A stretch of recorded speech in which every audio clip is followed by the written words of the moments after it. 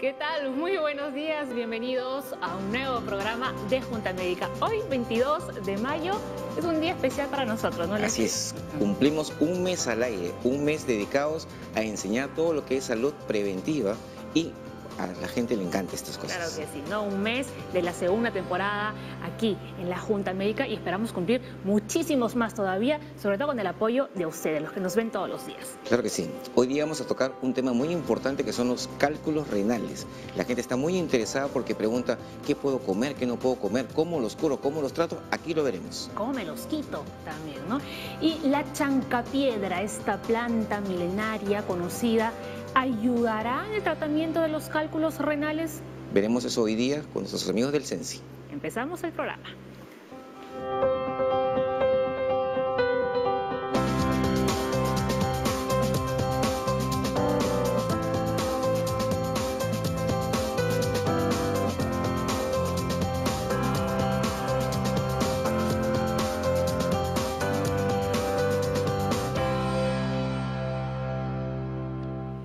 Recién estamos arrancando el programa y ya me huele a debate en este estudio entre la chancapiedra y si funcionan o no para los cálculos renales. Si Así va a funciona. estar muy interesante porque vamos a ver que los cálculos renales pueden ser una piedra muy insignificante o puede ser una piedra inmensa que ocupe todo el espacio del riñón, que se llaman cálculos coraliformes y que realmente ahí hay que operar realmente. ¿Cálculos y litiasis es lo mismo?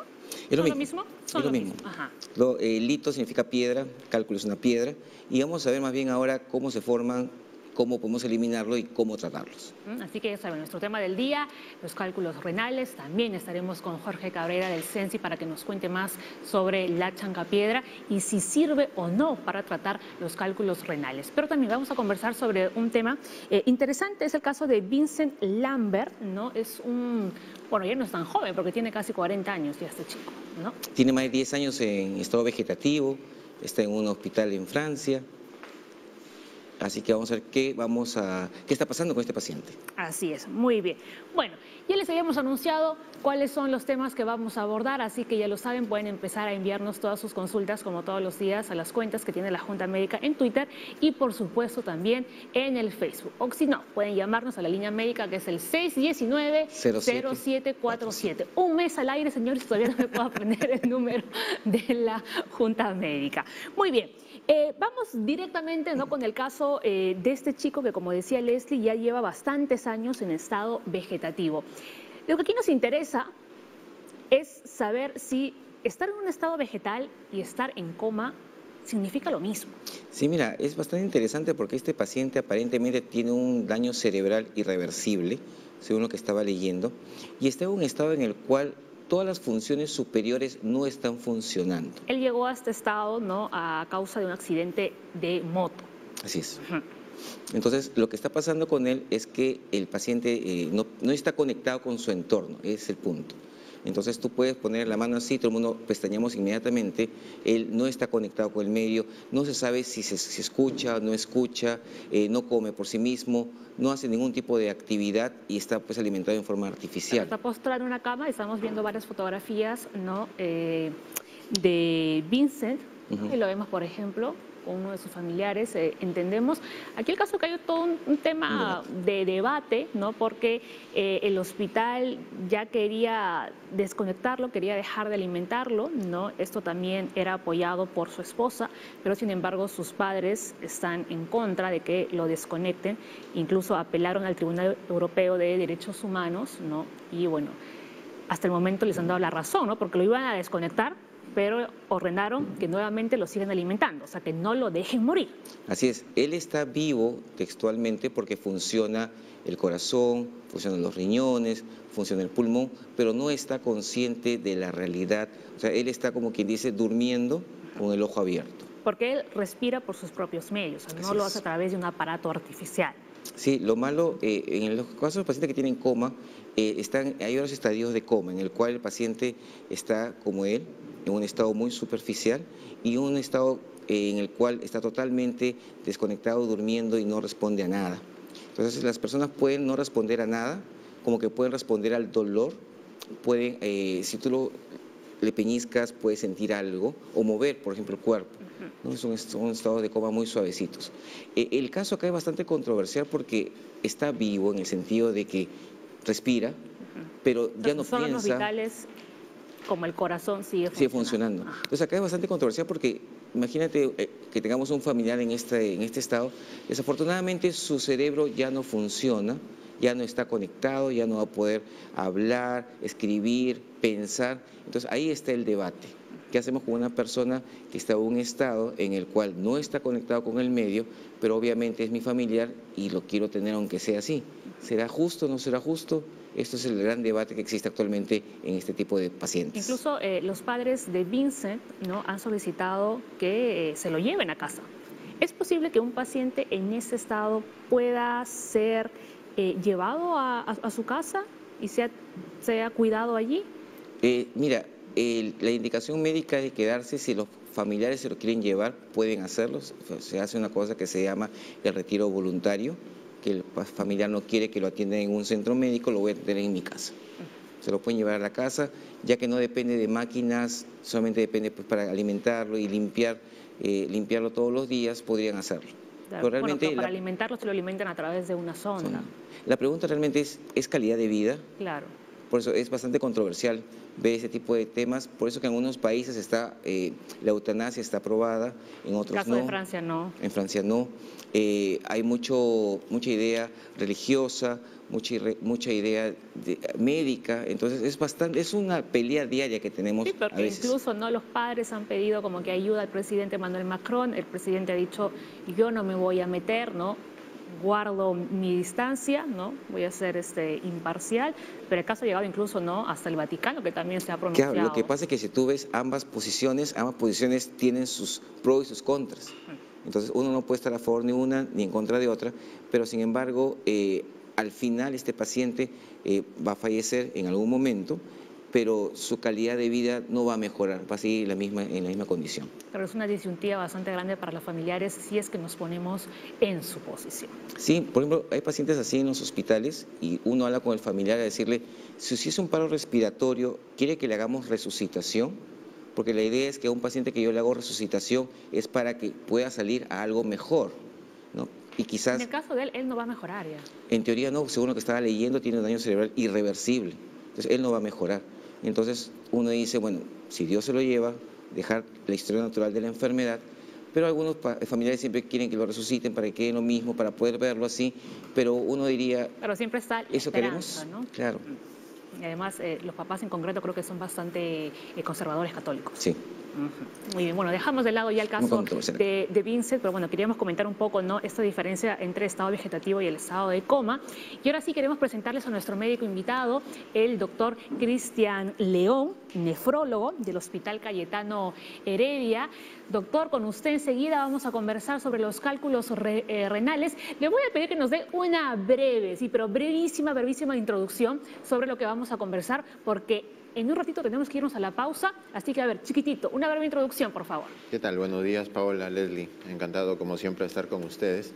En realidad, creo que es un tema muy importante y que, sobre todo, exige que se le dé una información clara a las personas de cuál es la génesis de este problema, qué impacto tiene en la salud, en la calidad de vida y, sobre todo, qué alternativas de tratamiento tenemos, considerando que es una enfermedad que puede afectar hasta el 20% de la población económicamente activa y sobre todo a población joven, entre los 20 y 40 años, y por lo tanto tiene que ser tratada y abordada de una manera bastante seria y bastante responsable, ¿no? Y veíamos, por ejemplo, algunas fotografías, ¿no, doctor?, de las piedritas, ¿no?, que se encuentran en los riñones. Lo que te das cuenta en esa fotografía es que los cálculos no son del mismo tamaño, no son de la misma forma y no todos lo tienen igual.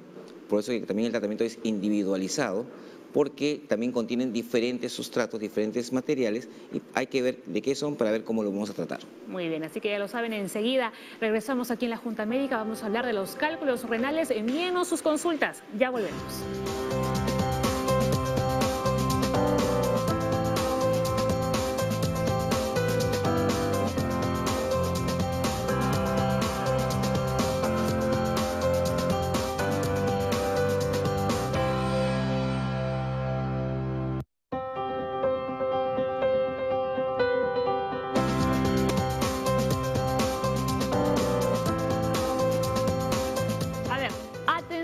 Los cálculos renales son depósitos duros de minerales y sales que se forman dentro de los riñones y pueden afectar cualquier parte de las vías urinarias. La hipertensión, la diabetes y la obesidad se asocian a un mayor riesgo de padecer cálculos renales. El doctor Cristian León, nefrólogo del Hospital Cayetano Heredia, ¿ves por hablar rápido?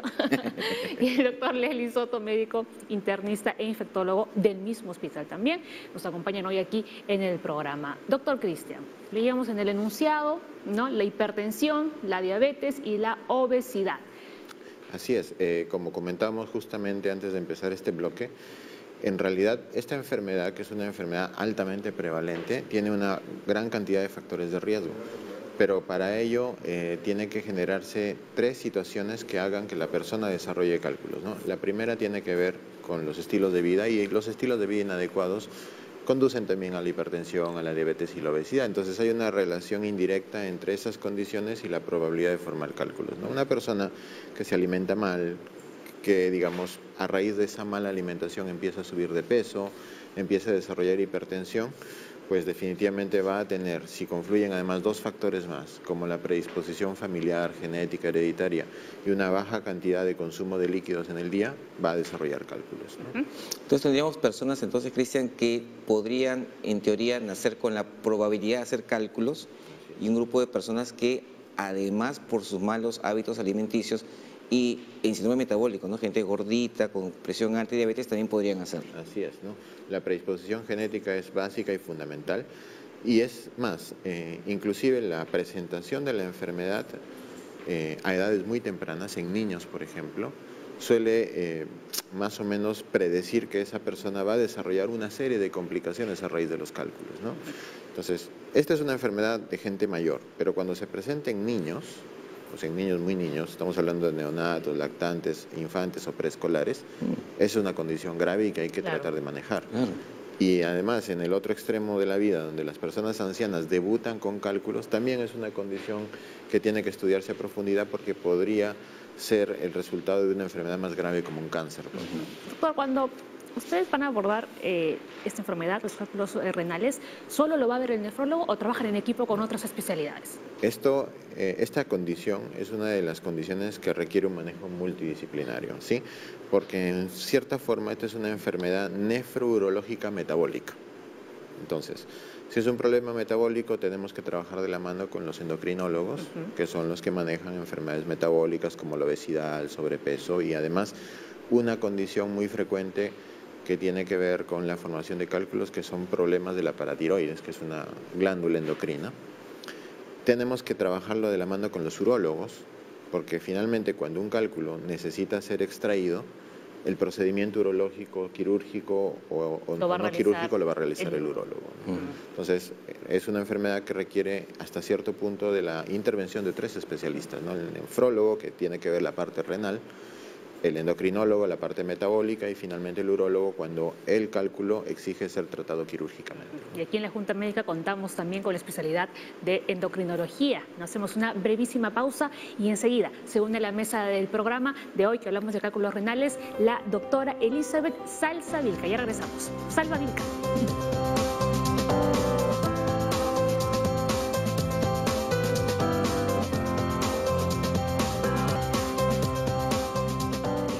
Bienvenida a la doctora Elizabeth Salva-Vilca, endocrinóloga del Hospital Alberto Sabogal y jefa del servicio de endocrinología del Hospital Alberto Sabogal. Doctora, antes conversábamos, ¿no?, con el doctor León, ¿no?, sobre esta condición. ¿Por qué es importante que un endocrinóloga también sea parte del equipo que vea los cálculos renales? Porque la causa principal del cálculo es tener exceso de calcio en la orina.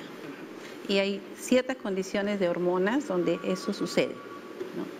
Podemos ver, por ejemplo, en lo que es el hiperparatiroidismo primario. En el hiperparatiroidismo primario sucede de que la glándula paratiroides, que está detrás de la tiroides, produce exceso de la PTH. La PTH tiene una función importante, hace de que los huesitos, a medida que vayan envejeciendo, se vayan, como se dice ya, convirtiendo en calcio y se elimina. Esa es su función. Pero si es exagerada, comienza a eliminar a huesitos más jóvenes y puede provocar osteoporosis. Ese exceso de calcio que saca de los huesos se va al riñón y va a formar los cálculos renales. Van formando las piedritas. Las piedritas. ¿No? Decíamos que litiasis y cálculos significaban lo mismo.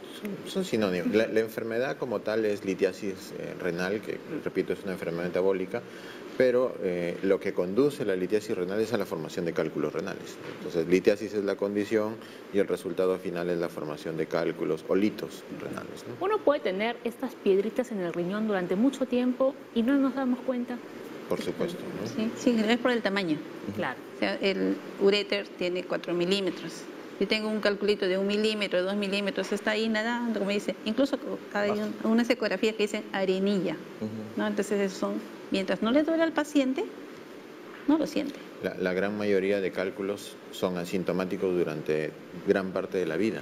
Y es más, incluso en autopsias de personas que fallecieron por otras causas que nunca refirieron el antecedente de tener litiasis, finalmente encontraron litiasis en la autopsia, lo que significa que hay un buen porcentaje de personas que sufren de esta condición, pero que durante la gran mayoría de su vida es asintomático u oligosintomático y no tenían ningún tipo de molestias y por lo tanto no se las diagnostica. Básicamente, cuando el paciente descubre que tiene cálculos es por el dolor. Es el debut. Por el Es la cólico forma de renal. debut. ¿No? Es un paciente que entra a la emergencia, que camina para arriba, para abajo, se sienta, sube, se echa, y uno mira como si fuera cuya en tómbola, y uno dice que es un cálculo renal, porque no hay una posición que lo pueda calmar, ¿cierto? Entonces, cuando los cálculos son recurrentes o debidos a factores genéticos, pueden provocar una insuficiencia renal crónica a largo plazo, ¿no? Y además, la mayor parte de los pacientes con tendencia a formar cálculos renales tienen algún trastorno en la absorción, en el metabolismo o excreción de los componentes de los cálculos. Básicamente acá tenemos un paciente que produce muchas calcio, absorbe poco, elimina poco. ¿Qué está pasando? Bueno, en la parte metabólica hay cosas muy importantes. En primer lugar, el factor dietético. El factor dietético, ahora que es todo procesado, tenemos exceso de fructosa. En el jugo, en la gaseosa, en las bebidas enlatadas, en todas las galletitas, fructosa. El exceso de fructosa hace de que el cuerpo se vuelva un poco deshidratado. Entonces, al tener poco volumen en el riñón, el cálculo va a aparecer. Ese es un factor. El otro factor es que la gente toma muy libremente vitaminas. O sea, que le trajo la tía, qué sé yo. Calcio. Calcio, que su calcio con magnesio y zinc. Porque si es calcio solo no es lo mismo. Si es magnesio solo, quiere su componente. Que vitamina C para evitar las arrugas. Que vitamina D porque estoy ya con los huesitos. O sea, ellos mismos se llenan de vitaminas. ¿Qué se ha visto? Que el exceso de vitamina C, el exceso de vitamina D, hacen de que aumente el calcio en orina. Y por lo tanto puede formar litiasis. Claro. Entonces, interesante eso, doctora, ¿no? Porque hoy en día se consumen las vitaminas indiscriminadamente. Sin prescripción. Incluso hemos tenido muchas controversias con algunos colegas sobre el tema de la vitamina C, que ahora está de moda. Exacto, como un endovenosa. antioxidante, como un medicamento milagroso para una serie de enfermedades, bien siendo venenosas y en dosis altísimas. Megadosis, Sí. o sea, en dosis altísimas. Y como bien dice la doctora, el uso indiscriminado de vitamina C puede aumentar la absorción de oxalatos en el intestino. La absorción incrementada de oxalatos favorece su excreción aumentada en orina y eso es lo que termina favoreciendo la formación de cálculos. Yo creo que las empresas, ¿no?, que fabrican esta clase Y de cosas nos deben odiar, doctor. Sí, total. Porque A mí les sobre- fastidiamos toda la publicidad aquí en la Junta Médica. Lo que pasa es que las cosas que están en el mercado deben ser prescritas por un médico.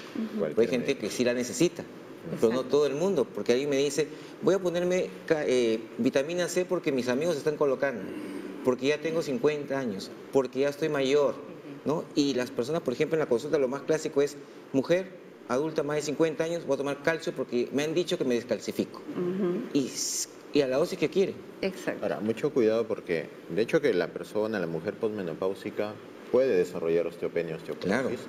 Y ahí nosotros trabajamos de forma muy cercana con los reumatólogos, porque el reumatólogo que diagnostica osteoporosis antes de prescribirle estos antirresortivos, estos fijadores de calcio y calcio como complemento, lo mandan a nefrología para ver que no tenga hipercalciuria, que es la eliminación exagerada de calcio.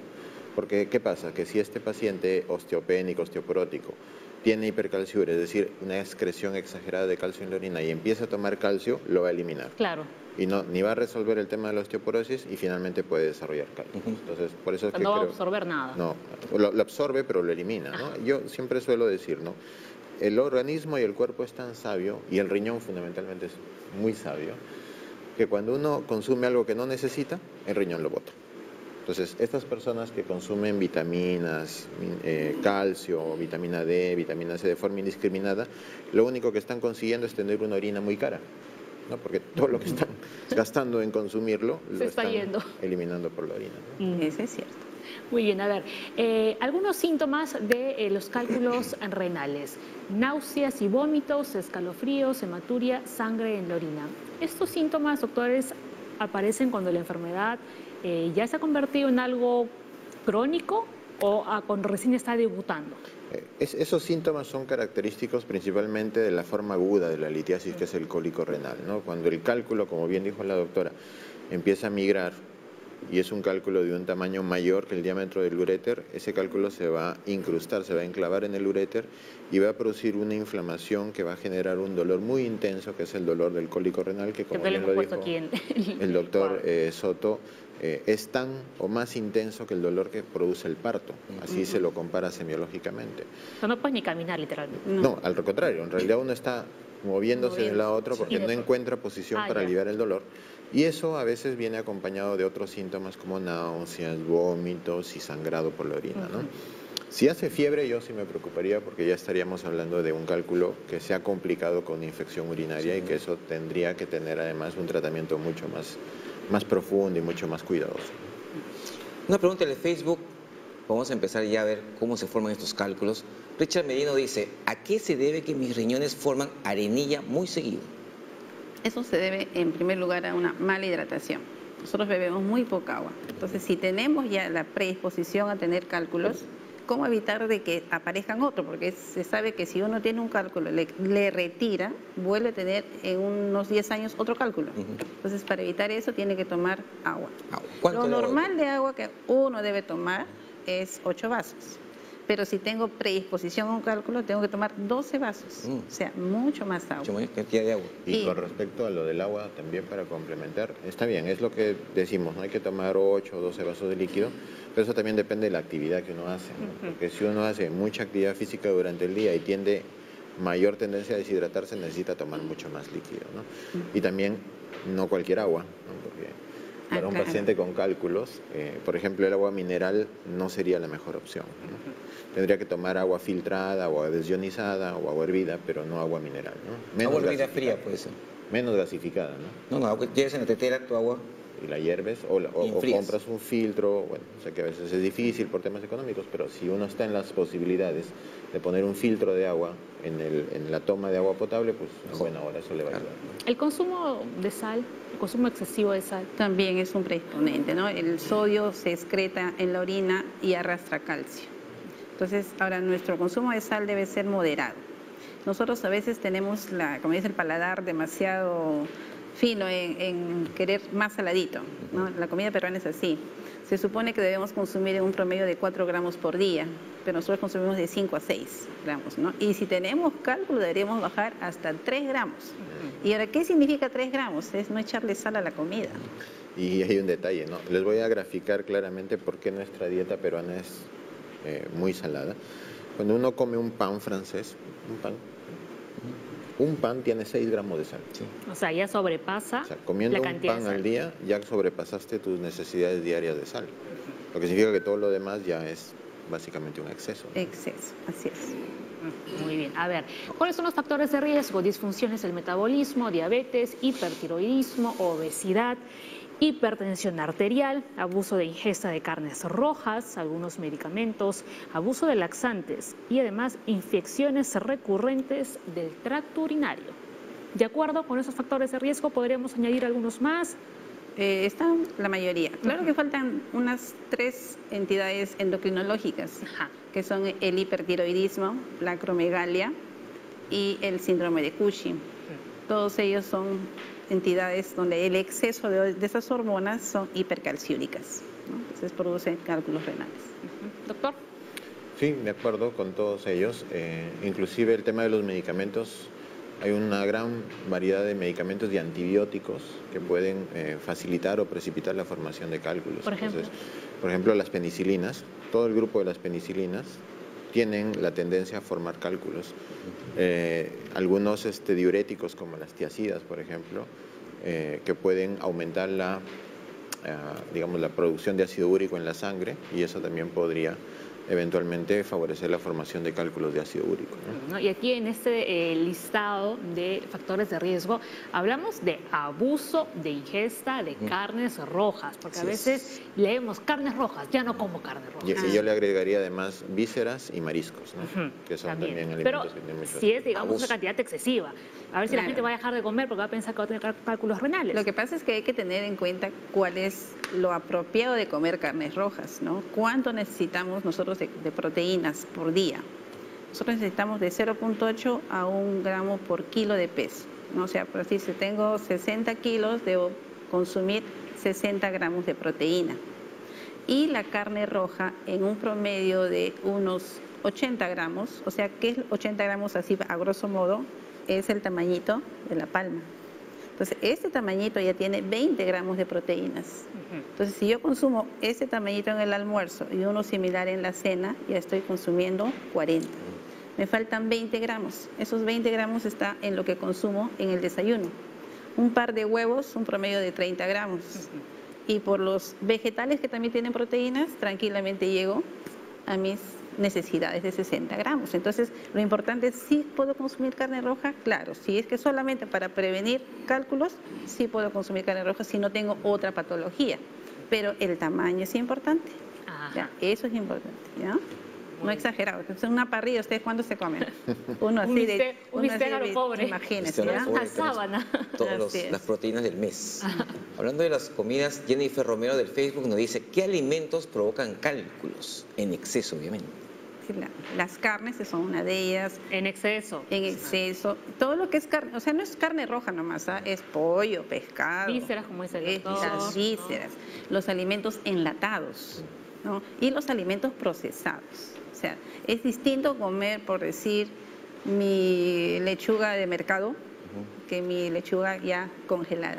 Esas congeladas le ponen algo para que no tenga ese colorcito, y eso se llama alimento procesado. Imagínate, solamente siendo lechuga. Entonces hay que evitar ese tipo de alimentos. Hay una circunstancia que ha pasado desapercibida, inclusive en todas estas discusiones sobre la calidad de los alimentos y las tablas nutricionales, ¿no? La gran mayoría de alimentos procesados artificialmente tienen algo que se llama el fósforo oculto inorgánico, que es un aditivo que se le pone a los alimentos para preservarlos, además del benzoato sódico, que es otro aditivo para preservar alimentos, y esos dos elementos en conjunto se pueden almacenar, se pueden absorber en gran cantidad en el intestino, pasan a la sangre, se eliminan por la orina y también predisponen a la formación de cálculos, ¿no? Entonces, el fósforo de los alimentos enlatados, de los embutidos, de las conservas de pescado, y el sodio que además contienen, pues necesariamente no son la mejor opción para alimentarse, ¿no? Muy bien. Tenemos Otros alimentos que provocan también son los oxalatos. Y los oxalatos están en el exceso de consumo de verduras de color oscuro, por ejemplo, beterraga, las acelgas, son buenos, ¿no? las espinacas, pero claro, Excesos. exceso, y siempre y cuando uno tenga la predisposición a tener demasiado o capturar demasiado oxalato. Ok, a ver, una última pregunta. Teníamos, ahí va, a ver. Ahí está, dice, María llamó desde ATE, doctores. Llevo 5 años tomando ácido fólico por recomendación médica. ¿Esta vitamina podría generar cálculos? Al volver, respondemos la consulta. Ya regresamos.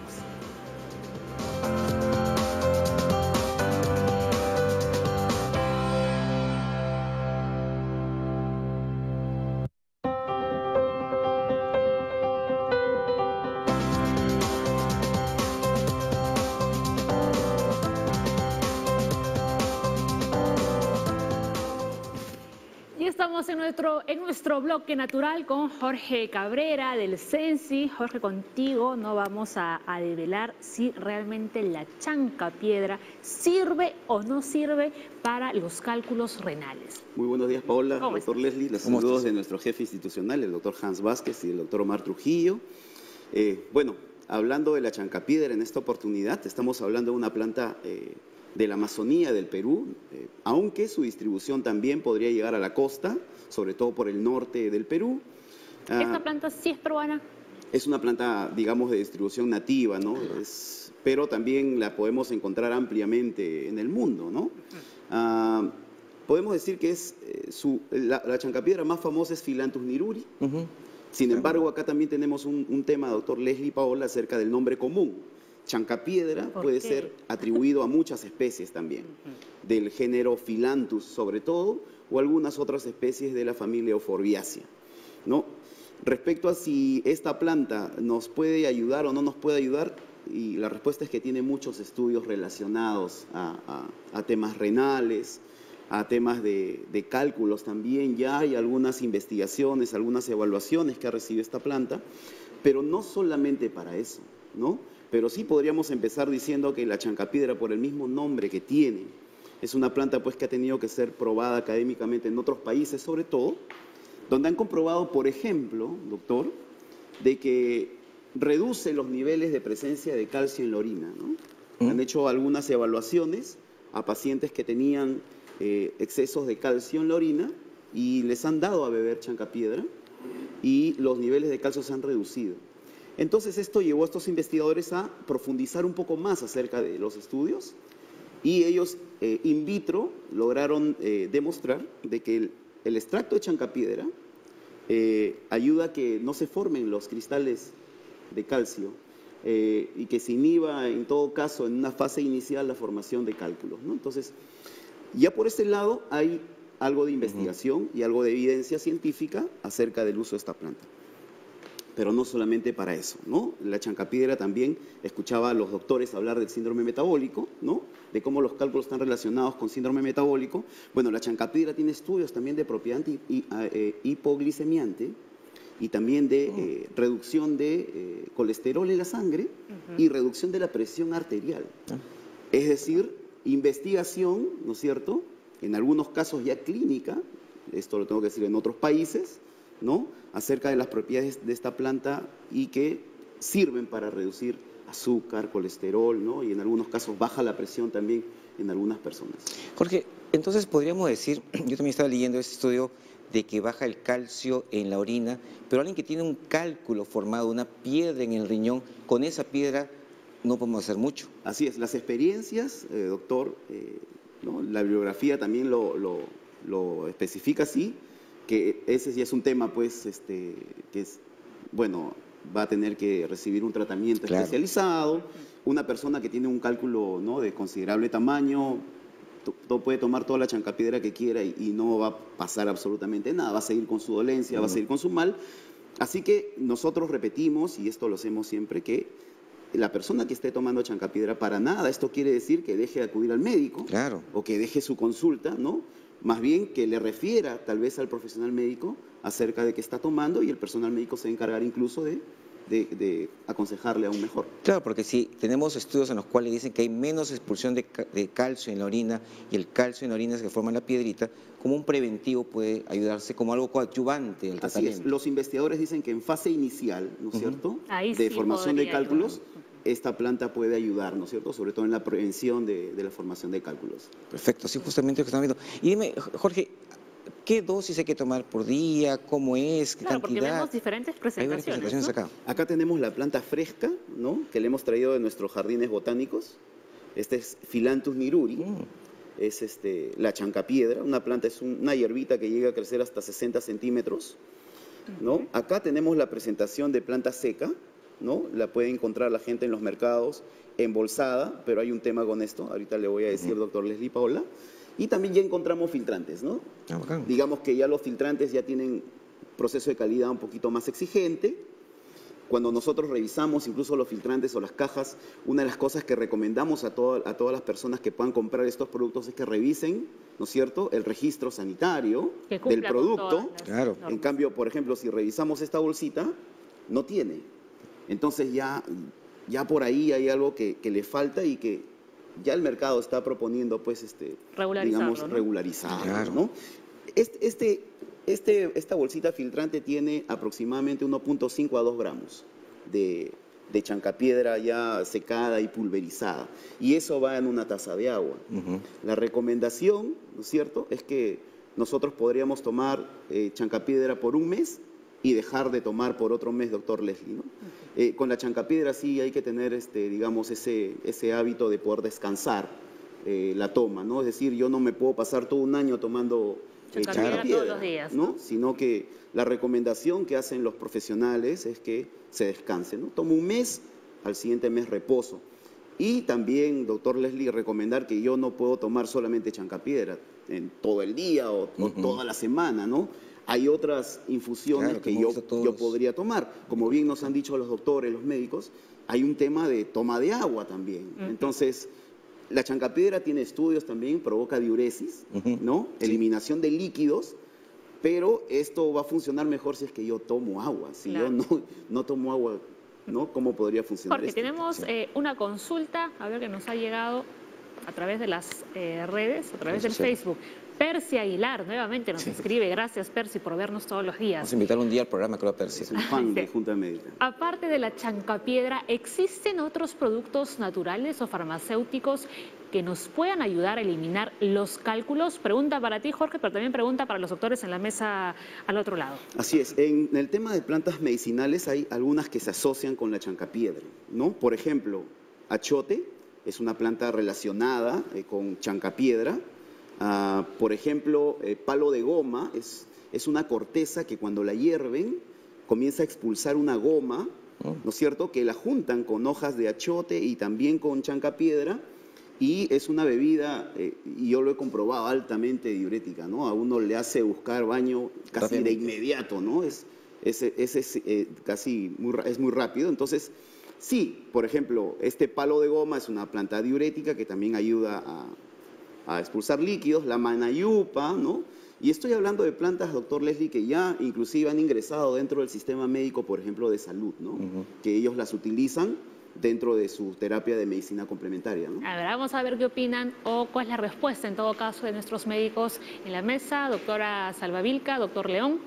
Bueno, como bien ha dicho el doctor, hay una gran variedad de plantas y de productos naturales que se atribuyen propiedades contra los cálculos, pero definitivamente la chancapiedra es tal vez la más conocida, la más reconocida y la que mejor evidencia disponible tiene, pero como siempre decimos, en realidad el tema más que el tipo de hierba, el tipo de infusión que se va a consumir, tiene que ser la calidad, es decir, que sea naturalmente elaborada, y finalmente el volumen y la cantidad que debe ingerirse, ¿no?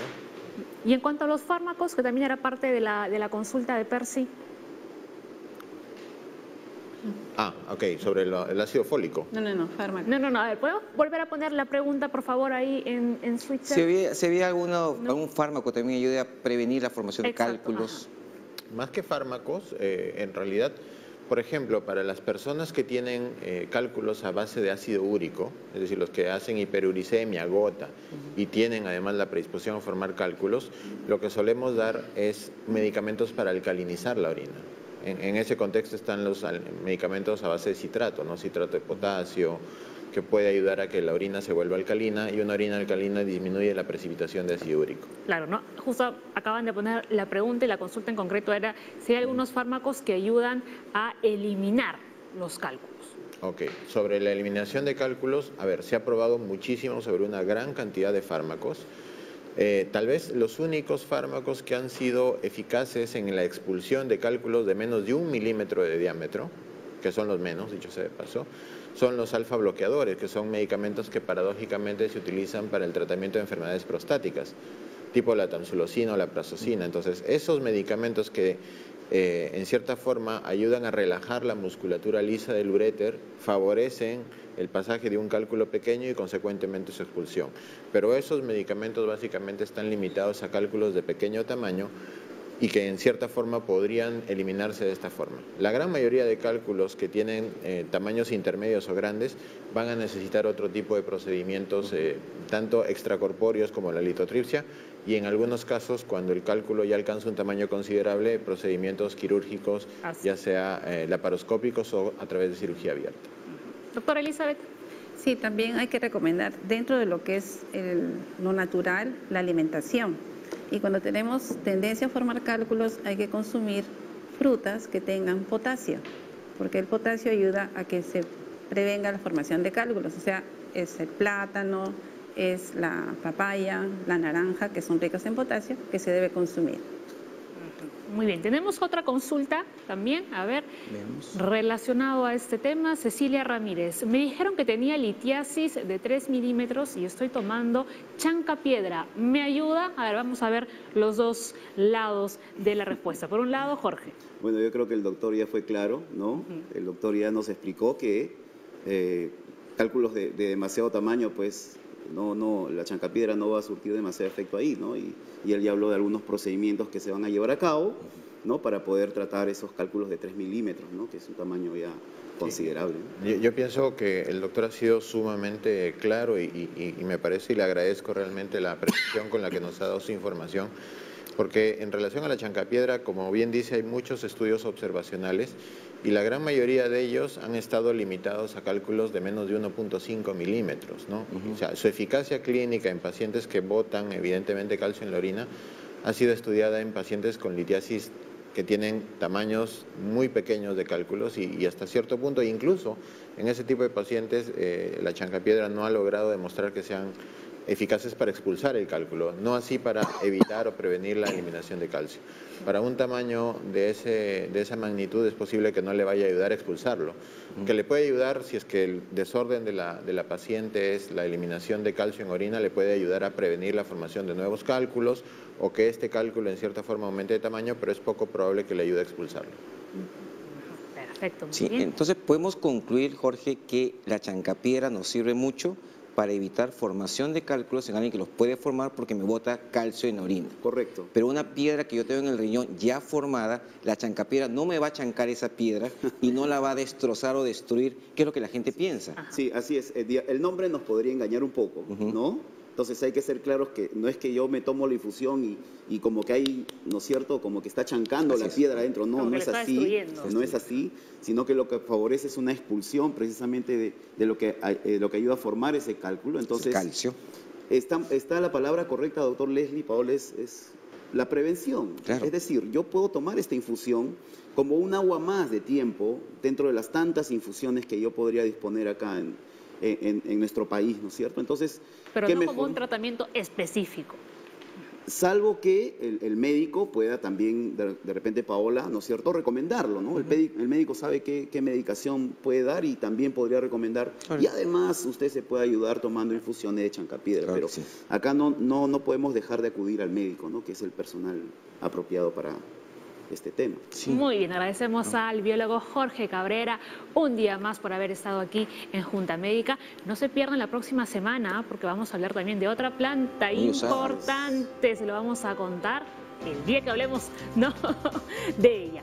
Hacemos una nueva pausa en el programa, ya regresamos con lo que a ustedes más les interesa, las consultas, ya volvemos.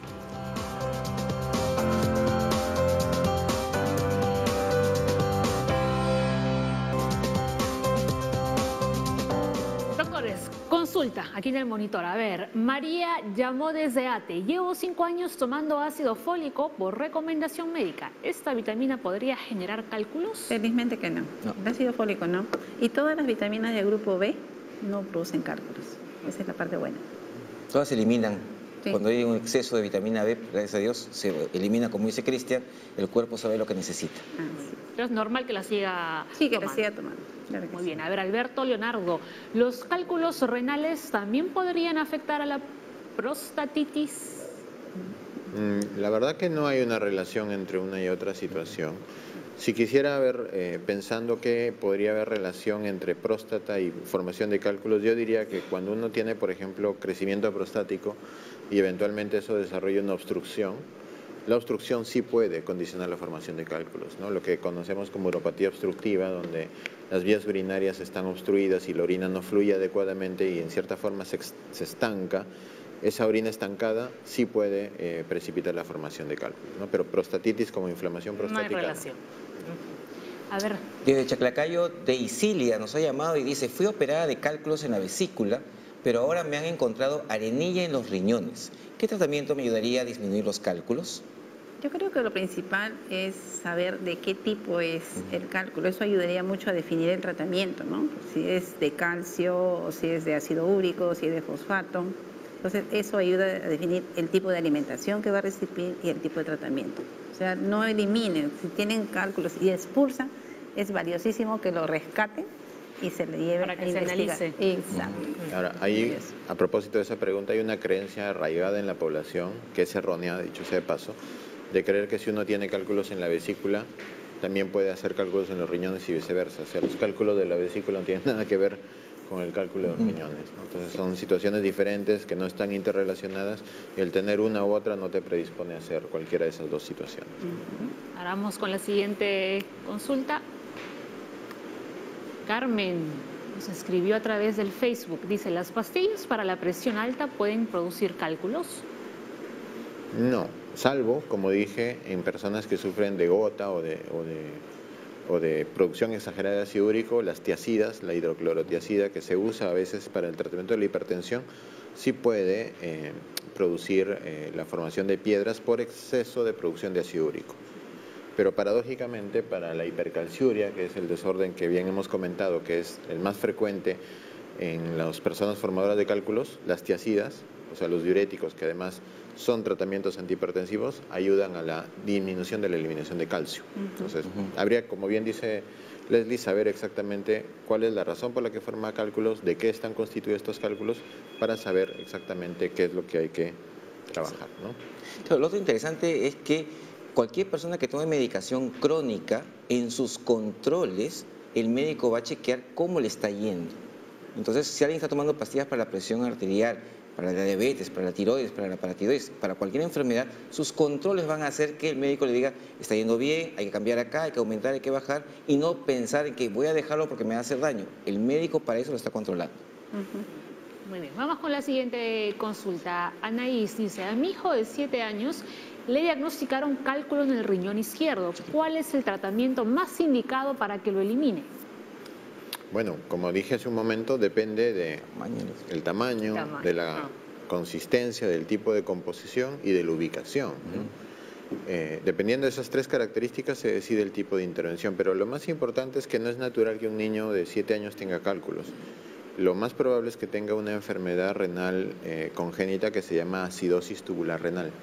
Y eso es una condición que la va a tener durante toda la vida y que debe tratarse desde ahora para que no solamente no forme cálculos, sino también no afecte ni su crecimiento y eventualmente no lo predisponga a desarrollar insuficiencia renal. O sea, ese niño tiene que ser visto por un nefrólogo pediatra y tiene que ir de forma bastante periódica a hacer sus evaluaciones continuas para evitar cualquier complicación, ¿no?